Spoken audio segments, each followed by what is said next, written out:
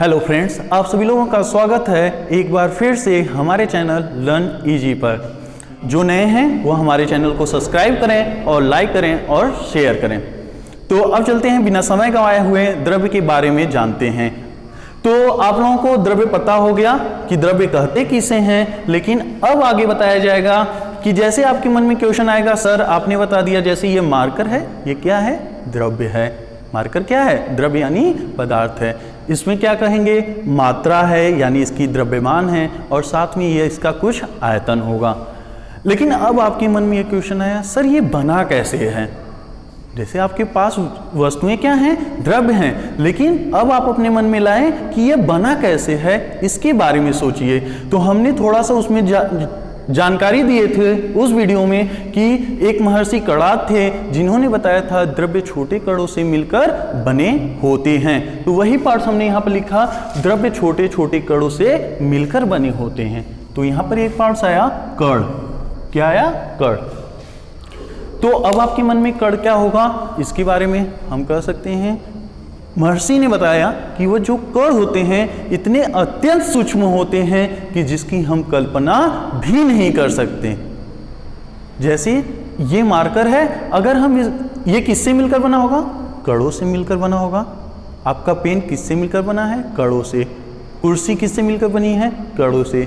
प्रयोग करिए, अब उसको विभाजित करना शुरू कीजिए, यानी उसको काटते जाइए। तो आप काटते जाएंगे, उसके पार्टिकल क्या हो जाएंगे? निकलते जाएंगे, निकलते जाएंगे। एक ऐसी सीमा आएगी, आप उसको जितने भी विभाजित करते जाएंगे वो विभाजित होती जाएगी, लेकिन आप उसके अत्यंत सूक्ष्म कणों को देख नहीं पाएंगे, यानी इतने सूक्ष्म होते हैं कि हम उसकी कल्पना भी नहीं कर सकते। तो ये पिछले वीडियो में बता दिया गया है। इस वीडियो में आप लोगों को बताया जाएगा कि कण के गुणों के बारे में, यानी कण का हम कल्पना नहीं कर सकते, लेकिन वही कण आपस में मिलकर क्या बनाते हैं? द्रव्य बनाते हैं। बताएं कि हम कण की कल्पना नहीं कर सकते, लेकिन वही कण क्या बनाए हैं? द्रव्य बनाए हैं। तो क्या विशेषता, यानी क्या गुणधर्म था जो मैटर्स का निर्माण किए? तो पहले हम चलते हैं कण के कुछ विशेष गुणधर्मों के बारे में जानेंगे।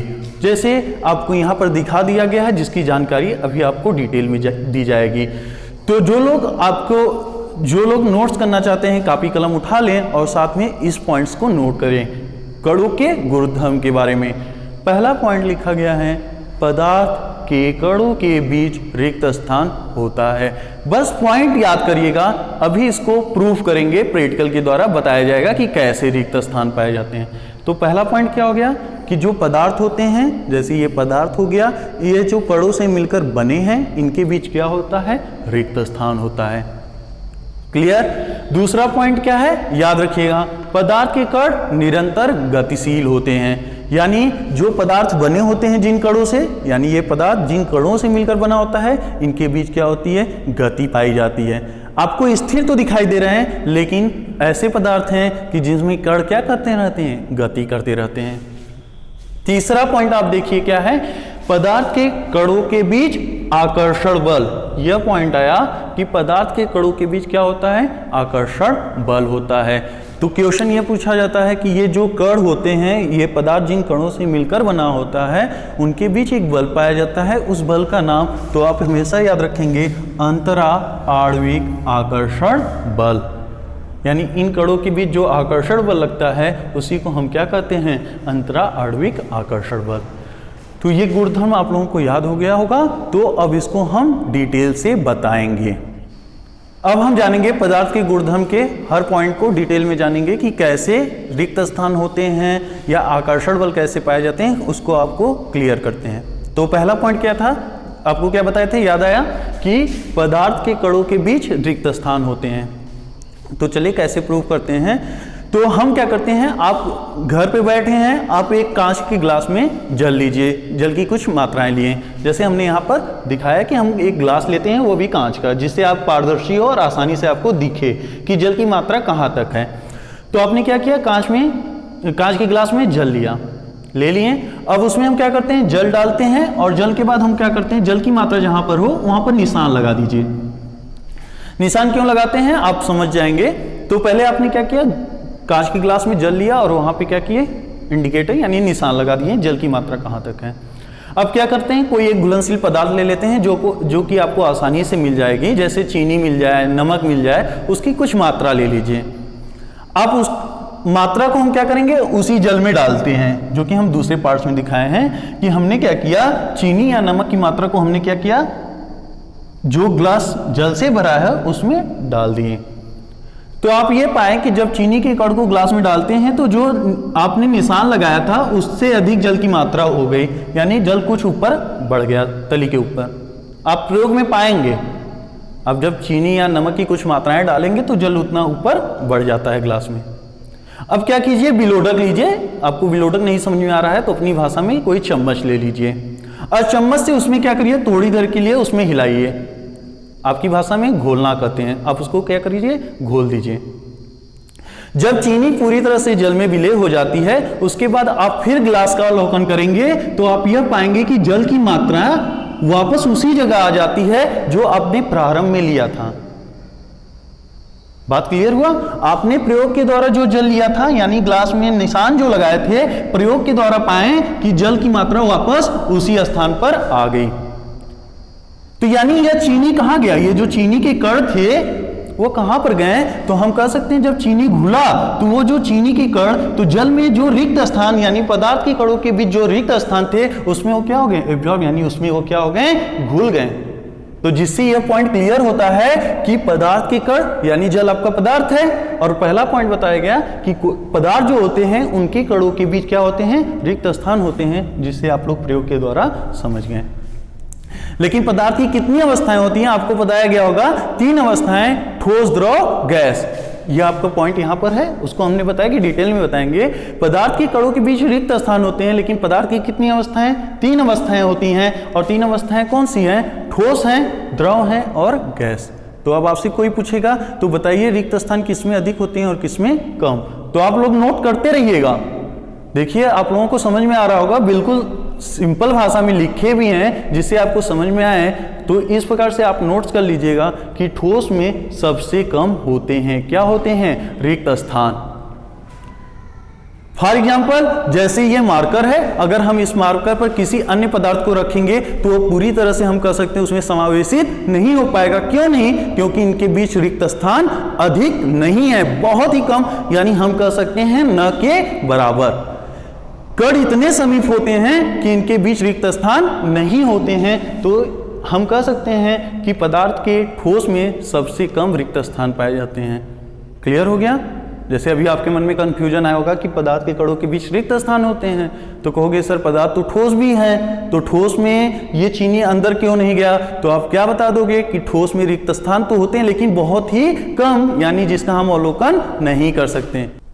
तो हम बता रहे थे कि पदार्थ के कणों के बीच रिक्त स्थान ठोस में सबसे कम होते हैं। कैसे हो गया, आपको क्लियर है?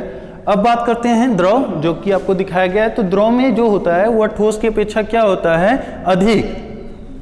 द्रव में रिक्त स्थान ठोस की अपेक्षा क्या होता है, अधिक होता है। जैसे हमने जल लिया है, जल आपको पता है कौन सी अवस्था में पाया जाएगा, द्रव अवस्था में पाया जाएगा। तो द्रव में रिक्त स्थान ठोस की अपेक्षा क्या होता है, अधिक होता है, जबकि गैसों की अपेक्षा कम। और गैस में क्या होते हैं, सबसे अधिक रिक्त स्थान पाए जाते हैं।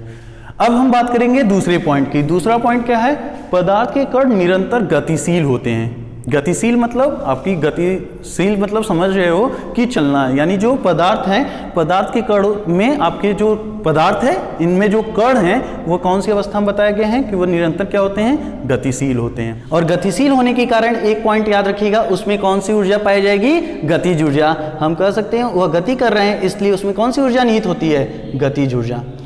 और गतिज ऊर्जा इफेक्टेड होती है किससे, टेम्परेचर के। किसकी इफेक्टेड होती है, टेम्परेचर यानी ताप। यानी हम कह सकते हैं अगर ताप बढ़ाएंगे तो पदार्थ के कणों की गतिज ऊर्जा क्या हो जाती है, बढ़ जाती है, अर्थात गति करने की क्षमता बढ़ जाती है। इसको एग्जाम्पल की तरह समझना है। तो जैसे आपके घर पे भोजन पक रहा हो, कभी स्वादिष्ट भोजन पक रहा होता है, तो जब वो भोजन बनने वाला होता है, गरम गरम भोजन होता है, तो उसकी महक कहाँ पे जाती है, काफ़ी दूर तक जाती है, और लोग सूंघ लेते हैं, स्मेल करते हैं कि भैया आपके घर क्या हो रहा है, कुछ सुगंधित पकवान बन रहे हैं। तो वहाँ पे ताप अधिक था, इसलिए उनके कण की गतिज ऊर्जा क्या हो गई, बढ़ गई, जिससे वो अधिक दूरी तक क्या करें, फैल चुके हैं। तो ताप भी इफेक्ट करता है किसको? कण के गति को। ताप बढ़ाते जाएंगे गतिज ऊर्जा बढ़ जाएगी, ताप घटा देंगे गतिज ऊर्जा क्या हो जाएगी? कम हो जाएगी। तो अब हम बात करेंगे पदार्थ के अवस्थाओं में कि किसमें गतिज ऊर्जा अधिक होगी, अर्थात किसके कण अधिक गति करेंगे। तो पहला लिखा गया है ठोस। वापस ठोस में क्या होते हैं? सबसे कम होते हैं। जैसे यही ठोस है, अब आपको दिखाई दे रहा है कि कण गति कर रहे हैं? नहीं। तो इस प्रकार से कण तो गति कर रहे होंगे, लेकिन काफी पास पास होने के कारण बताया गया था कि रिक्त स्थान कम होते हैं ठोस में, तो जिससे कण भी क्या करते हैं? गति भी कम करते हैं। तो ठोस में गति करने की क्षमता क्या होती है? सबसे कम होती है। लेकिन हाँ, अगर ताप बढ़ाया जाएगा तो उनके गति करने की क्षमता क्या हो जाएगी? बढ़ जाएगी। जैसे बर्फ सॉलिड स्टेट में पाए जाएंगे। सिंपल सा प्रयोग के लिए, बर्फ कैसे रूप में पाए जाएंगे? सॉलिड स्टेट में। आप अगर उसको गर्म करते हैं तो वह क्या कर सकते हैं? द्रव अवस्था में बदलते हैं, यानी कण गति करते हैं और अपनी अवस्था को परिवर्तित कर लेते हैं। तो ठोस में कण की गति क्या होगी? कम होगी। द्रव में एक बार फिर से मध्यम, यानी ठोस से तो अधिक होगी, गति करने की क्षमता क्या होगी? अधिक होगी, जबकि गैस की अपेक्षा कम। यानी गैस जितनी तेजी से गति करेगा उतनी तेजी से द्रव गति नहीं कर पाएंगे। क्लियर हो गया? अब चलते हैं नेक्स्ट टॉपिक के बारे में। तो अब हम बात करते हैं पदार्थ के कणों के तीसरे पॉइंट के बारे में, जिसमें बताया गया था कि पदार्थ के कणों के बीच आकर्षण बल उपस्थित होते हैं और उन्हें किस नाम से जानते हैं? अंतरा आणविक आकर्षण बलों के नाम से। जैसे ये पदार्थ हुआ तो ये क्या होंगे? ये किससे मिलकर बने हैं? कणों से मिलकर बने हैं। और ये कण एक दूसरे के ऊपर हमेशा एक बल आरोपित करते हैं, आकर्षण बल आरोपित करते हैं। उससे पूछा जाए कौन सा बल है, तो हम नाम बताते हैं अंतरा आणविक आकर्षण बल। तो इसको भी हम प्रयोग द्वारा समझाते हैं, बिल्कुल आसान तरीके से समझिएगा। जैसे आपके घर नल होगा, नल यानी जिससे जल निकलता है, तो आप क्या करते हैं? जब नल की टोटी खोलते हैं तो जल को देखते हैं तो जल एक धारा में बहती आती है। जल एक धारा में क्या होती है? नीचे की तरफ बहती आती है।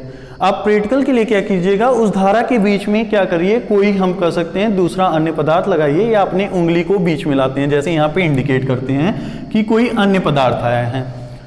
तो जैसे ही हम बाहरी कोई वस्तु या कोई पदार्थ लगाते हैं तो वह जल दो भागों में बढ़ जाती है। ये जल क्या हो गई? दो धाराओं में बट गई। और फिर आप नीचे पाएंगे कि यहाँ पे तो दो भागों में बढ़ गई, लेकिन वापस वो नीचे आते समय एक धारा में वापस मिल गई। यानी जैसे ऊपर निकला था वैसे नीचे भी क्या हो गई? एक धारा में। यानी यहाँ पे दो धाराएं अलग अलग भागों में तो विभाजित हुई, लेकिन वापस मिलना क्या दिखाता है? कि इन कणों के बीच कोई एक ऐसा बल है जो अपनी तरफ क्या कर रहे हैं? आकर्षित कर रहे हैं, यानी एक दूसरे को आपस में जोड़े रखे हैं। तो उसी बल को हम क्या कहेंगे? आकर्षण बल। यानी किसी वस्तु को अपनी तरफ आकर्षित यानी खींचना ही क्या कहलाता है? आकर्षण। तो पूछा जाए उस आकर्षण बल को हम क्या नाम देंगे? तो उस आकर्षण बल का नाम बताया जाता है अंतरा आणविक आकर्षण बल। जैसे ये ठोस है, ये पदार्थ है, पदार्थ की कौन सी अवस्था? ठोस है, मजबूत दिखाई दे रही है। तो पूछा जाए क्यों ठोस है, तो आप बताओगे यह ठोस जो है इनके कणों के बीच आकर्षण बल इतने अधिक हैं कि वे आपस में एक दूसरे को क्या किए हैं? जकड़े हुए हैं, आकर्षित किए हुए हैं। इसलिए हम कह सकते हैं कि आकर्षण बल ठोस में क्या होते हैं? सबसे अधिक होते हैं। इसलिए पहला पॉइंट भी क्लियर होता है कि उसमें रिक्त स्थान क्या पाया गया था? सबसे कम पाया गया था। ठोस में आकर्षण बल सबसे अधिक होता है, इसलिए इनके बीच रिक्त स्थान क्या होते हैं? सबसे कम होते हैं। जब रिक्त स्थान कम है तो कण गति करने की क्षमता भी क्या हो जाएगी? कम हो जाएगा, यानी कण गतिशील अवस्था में नहीं होंगे। दोनों पॉइंट क्लियर हो रहा है ना? दूसरा पॉइंट आता है कि द्रव में क्या होते हैं? द्रव अवस्था है, तो द्रव में भी यहां पर भी बात करेंगे तो द्रव में ये कौन सी अवस्था में रहते हैं? मध्यम, यानी ठोस और गैस के बीच में ही इसकी अवस्था रहती है। यानी हम कह सकते हैं कि द्रव में जो आकर्षण बल होता है वह ठोस से क्या होता है? कम होता है। यानी जितना कण ठोस के कण जितना आकर्षण बल लगाते हैं, द्रव में उतना अधिक आकर्षण बल नहीं लगता। इसी कारण उसमें कौन सा गुण पाया जाता है? बहने का गुण पाया जाता है। आकर्षण बल ठोस की अपेक्षा कम है, इसलिए उसमें कौन सा गुण पाया जाता है? बहने का। तो द्रव में क्या पाया गया? ठोस की अपेक्षा कम, लेकिन गैसों की अपेक्षा क्या होते हैं? अधिक होते हैं। तीसरा पॉइंट, गैस में क्या पाया जाएगा, आकर्षण बल सबसे कम पाया जाता है, इसलिए इसमें रिक्त स्थान भी सबसे अधिक होती है और इसके गति करने की क्षमता भी क्या होती है, सबसे अधिक होती है। तो इस प्रकार से आप लोगों को द्रव्य के बारे में बता दिया गया। अभी केवल आप लोगों को द्रव्य के बारे में बताया गया कि द्रव्य की परिभाषा क्या होती है, द्रव्य की कैसे बने कैसे होते हैं और जिससे बने होते हैं उसकी प्रॉपर्टीज यानी उसके गुणधर्म क्या हैं। तो ये लेक्चर 2 पार्ट में हुआ है। लेक्चर फर्स्ट जो हमने बताया पिछले वीडियो में पढ़ चुका है, लेक्चर 2 जो आपके द्रव्य के कणों की विशेषता के बारे में बताया गया है, तो उसकी पूरी समरी आप लोगों को बता देते हैं। और वीडियो आप लोगों को पसंद आया हो तो अधिक से अधिक शेयर कीजिए, लाइक कीजिए और सब्सक्राइब कीजिए और बेल आइकन दबाना ना भूलें। और जो भी इससे जानकारियां मिलती रहे आप उस वीडियो को जरूर देखें। तब तक के लिए धन्यवाद, मिलते हैं नेक्स्ट वीडियो में।